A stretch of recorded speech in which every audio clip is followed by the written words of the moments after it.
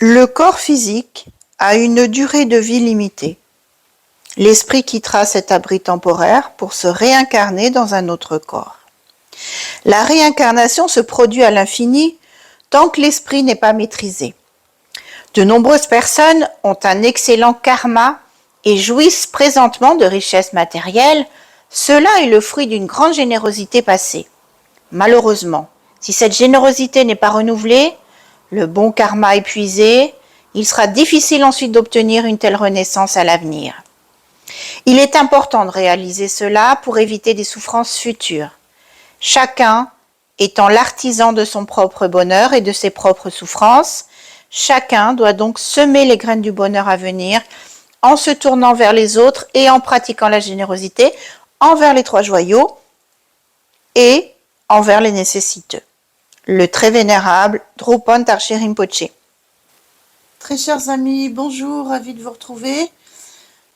J'aimerais vous expliquer un petit peu la teneur du message du très vénérable Drupal Tarche Rinpoché. Effectivement, le karma s'épuise. Qu'est-ce que le karma tout d'abord?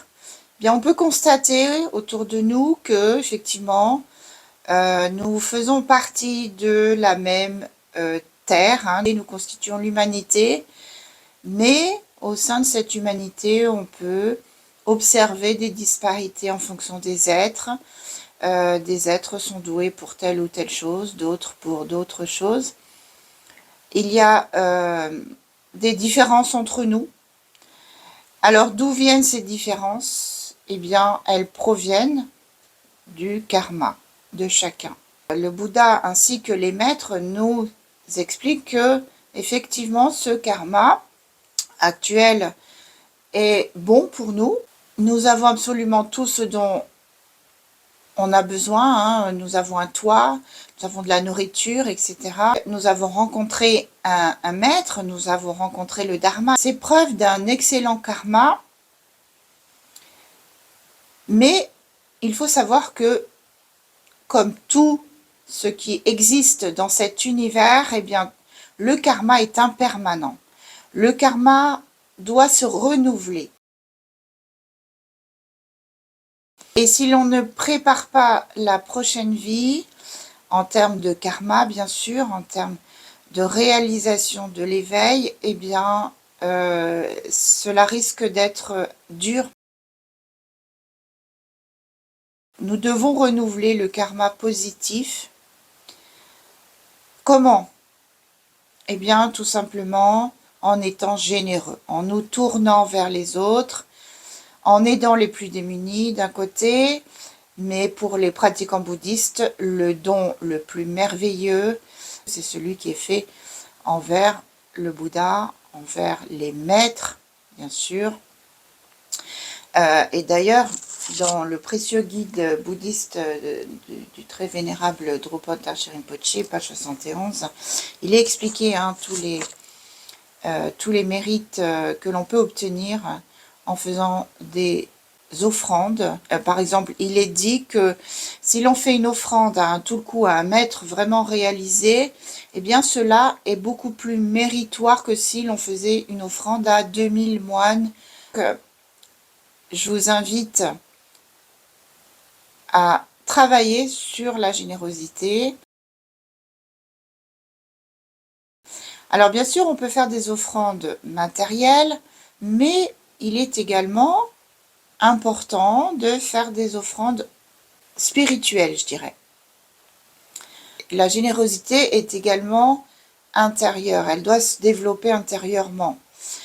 C'est-à-dire que par exemple, si au cours d'une balade, on aperçoit un paysage magnifique, eh bien ce paysage, on l'offre mentalement, bien sûr, on l'offre au Bouddha, on l'offre à son maître.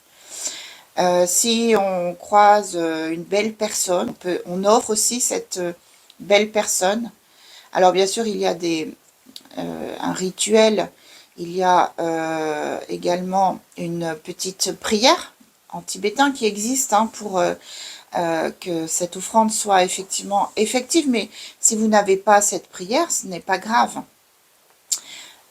Vous offrez mentalement ce bel objet qui est devant vous, ce beau panorama qui est devant vous, au Bouddha, en disant tout simplement, voilà, j'offre ce beau paysage à tous les Bouddhas, à tous les maîtres.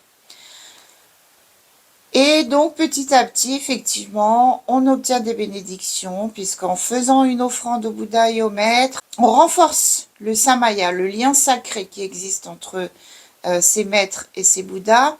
Et du coup, on obtient les bénédictions, on se rapproche de l'état de Bouddha.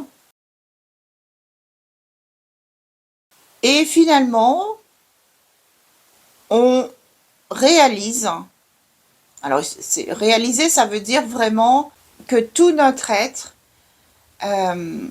est dans la vérité ultime. On réalise que finalement, il n'y a pas de différence entre notre esprit et l'esprit du maître. Et lorsqu'on a réalisé cela, eh bien, on a atteint l'état de Bouddha et on est libéré pour les existences à venir. Tachi Delek, à bientôt!